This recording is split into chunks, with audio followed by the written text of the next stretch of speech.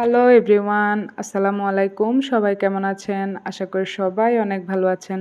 আলহামদুলিল্লাহ, আমরাও সবাই ভালো আছি। নতুন একটি ব্লগ ভিডিওতে নাইমস ব্লগে আপনাদের সবাইকে ওয়েলকাম জানাই। সকালবেলা ঘুম থেকে ওঠার পরে দেখলাম আকাশটা অনেক বেশি মেঘলা। তারপরে শুরু হলো একেবারে ঝুম বৃষ্টি। তো বৃষ্টির দিনে খিচুড়িটাই বেশি ভালো লাগে, সেজন্য আমি মসুর ডাল আর চালটা একসাথে ভিজিয়ে নিয়ে তারপর এখানে ভালো করে ধুয়ে নিব চাল আর ডালটা। আজকে আমি সকালবেলা খিচুড়ি রান্না করব। এখানে মুগ ডালটাও চাইলে দেওয়া যায়, আমার কাছে আজকে অ্যাভেলেবেল ছিল না, সেজন্য আমি শুধু মসুর ডালটা দিয়ে সিম্পল রান্নাবান্না করব আজকে।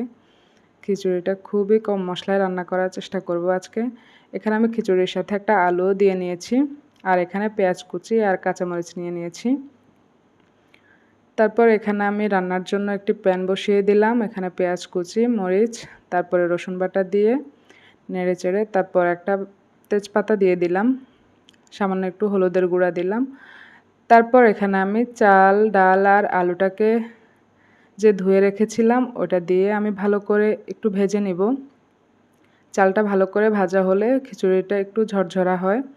তারপর এখানে দিয়ে দিলাম ফুটন্ত গরম পানি। তারপর স্বাদ মতো এখানে লবণ দিয়ে দিলাম। লবণটা দিয়ে আমি খিচুড়িটা ঢাকা দিয়ে রেখে দিব।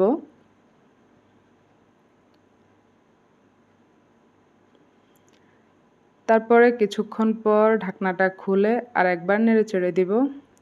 খিচুড়ির পানিটা অনেকটাই টেনে এসেছে।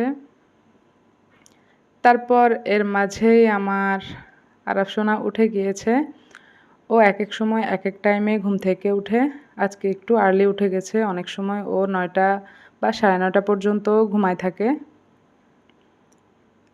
মাশাআল্লাহ।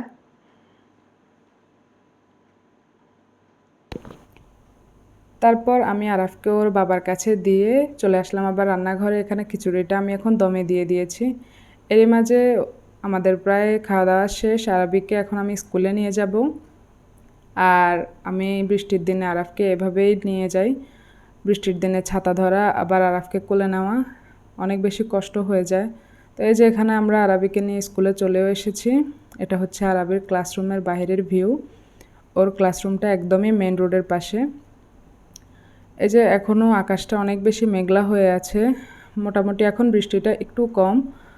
মনে হয় আজকে সারাদিন এরকমই থাকবে বা বৃষ্টি সারাদিনই হবে। তো আরাবিকে স্কুলে দেওয়ার পর আমি চলে যাচ্ছি বাসায়। অলরেডি আমরা বাসায়ও চলে এসেছি।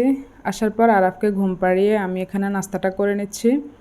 নাস্তাটা একটু সকালবেলা রিল্যাক্সে করতেই পছন্দ করি। সকালবেলা অনেক বেশি তাড়াহুড়ো থাকে, যার জন্য আমি আরাবিকে স্কুলে দিয়ে আসার পরে নাস্তাটা করি। এখানে আমার নাস্তা করা শেষ। এখন প্লেট বাটিগুলো আমি সিঙ্কে নিয়ে ধুয়ে ফেলবো, কিন্তু তারই মাঝে আমার আরাফ আবার ঘুম থেকে উঠে গেছে। ওর ঘুম শেষ। এই যে ওকে এখানে আমি বসিয়ে দিয়েছি। ওকে এখানে খেলতে দিয়ে আমি বাকি কাজগুলো করে নিব। ও আমার সাথে সাথেই থাকবে।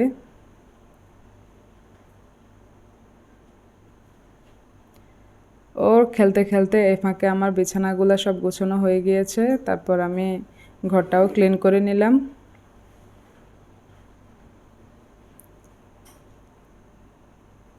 এরপর দেখেন এখানে একটা চড়ুই পাখির বাচ্চা। এরা বলতে গেলে আমাদের বাসারই সদস্য। আমাদের বাসার বারান্দার ব্যান্ডেল লিটারের ভিতরে এদের বাসা। তো এই যে একটা ছোট বাচ্চা দিয়েছে। আর আরাফ এখন মাশাল্লাহ পাখি বললে ও বুঝে।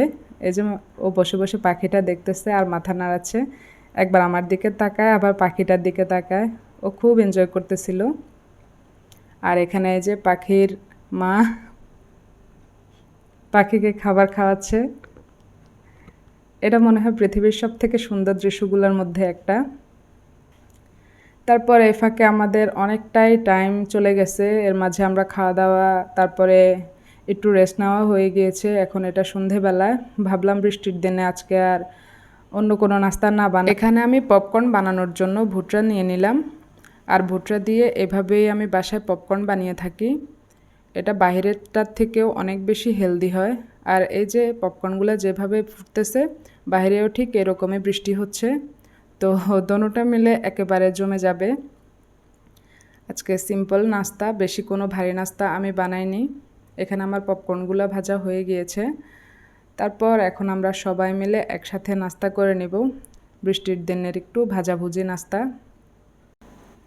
এখানে পপকর্নের সাথে আমি মিষ্টি জর্দা, তারপর নিমকি আর ওই দিন তৈরি করে রাখা কয়েকটা আলু সমুচা ছিল, ওগুলোও ভেজে নিয়েছি। এই তো এগুলোই ছিল আমাদের আজকে সন্ধেবেলার নাস্তা। এখানে আমি বাবুকে পপকর্নের মাঝখানের অংশটা দিচ্ছিলাম। মাশাআল্লাহ, ও এখন একটু একটু নিজে হাতে খাওয়ার চেষ্টা করে। তো এই তো আমাদের নাস্তা চলতেছে, আর এখানে আজকে বিদায় নিয়ে নিই আপনাদের থেকে। সবাই ভালো থাকবেন, সুস্থ থাকবেন। আল্লাহ হাফেজ, আসসালামু আলাইকুম।